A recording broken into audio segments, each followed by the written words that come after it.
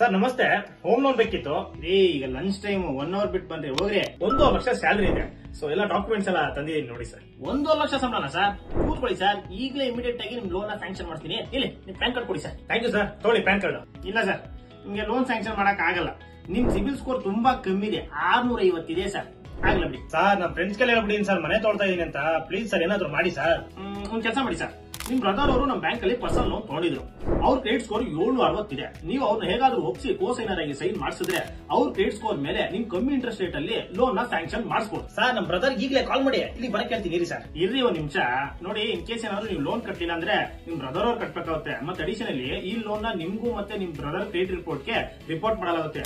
ನೀವೇನಾದ್ರೂ ಸರಿಯಾಗಿ EMI ಕಟ್ಟಲಿಲ್ಲ ಅಂದ್ರೆ ನಿಮ್ ಕ್ರೆಡಿಟ್ ಸ್ಕೋರ್ ಮತ್ತೆ ನಿಮ್ ಬ್ರದರ್ ಅವ್ರ ಕ್ರೆಡಿಟ್ ಸ್ಕೋರ್ ಮೇಲೆ ಎಫೆಕ್ಟ್ ಆಗುತ್ತೆ. ಇದನ್ನೆಲ್ಲ ಹೇಳಿ ನಿಮ್ ಬ್ರದರ್ ಅವ್ರು ಒಪ್ಸಿ ಇಲ್ಲಿ ಕರ್ಕೊಂಡ್ ಬನ್ನಿ. ಅವ್ರ ಕನ್ಸೆಂಟ್ ಫಾರ್ಮ್ ಸೈನ್ ಮಾಡಿದ ತಕ್ಷಣ ಕಮ್ಮಿ ಇಂಟ್ರೆಸ್ಟ್ ರೇಟ್ ಅಲ್ಲಿ ನಿಮ್ ಲೋನ್ ಸ್ಯಾಂಕ್ಷನ್ ಮಾಡಿಸ್ಕೊಡ್ತೀನಿ.